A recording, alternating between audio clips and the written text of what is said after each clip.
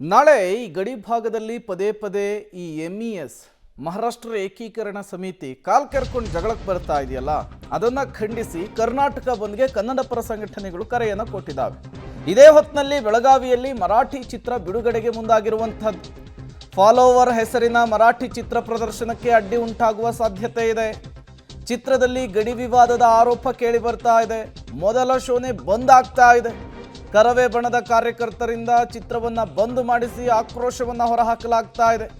ಬೆಳಗಾವಿಯ ಐನಾಕ್ಸ್ ಚಿತ್ರಮಂದಿರದಲ್ಲಿ ಈ ಚಿತ್ರ ಬಿಡುಗಡೆಯಾಗಿದೆ. ಇದರಲ್ಲೂ ಕೂಡ ಗಡಿ ವಿವಾದವನ್ನು ಉಲ್ಲೇಖಿಸಿದ್ದಾರೆ ಅಥವಾ ವಿಚಾರ ಇದೆ ಅನ್ನುವಂಥದ್ದು ಕೂಡ ಗೊತ್ತಾಗ್ತಾ ಇದೆ. ಈಗಾಗಲೇ ಗಡಿ ಭಾಗದಲ್ಲಿ ಭಾಷಾ ಉದ್ವಿಗ್ನತೆ ಸೃಷ್ಟಿಯಾಗಿದೆ. ಪರಿಸ್ಥಿತಿ ಬೂದಿ ಮುಚ್ಚಿದ ಕೆಂಡದ ರೀತಿಯಲ್ಲಿದೆ.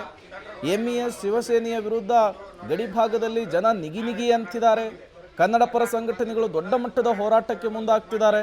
ಈ ಸಂದರ್ಭದಲ್ಲಿ ಮಹಾರಾಷ್ಟ್ರದ ಮರಾಠಿ ಸಿನಿಮಾ ಒಂದು ಬಿಡುಗಡೆಯಾಗಿ ಈ ವಿಚಾರಕ್ಕೆ ತುಪ್ಪ ಸುರಿಯುವಂತಹ ಕೆಲಸ ಮಾಡ್ತಾ ಅನ್ನುವಂತಹ ಪ್ರಶ್ನೆ.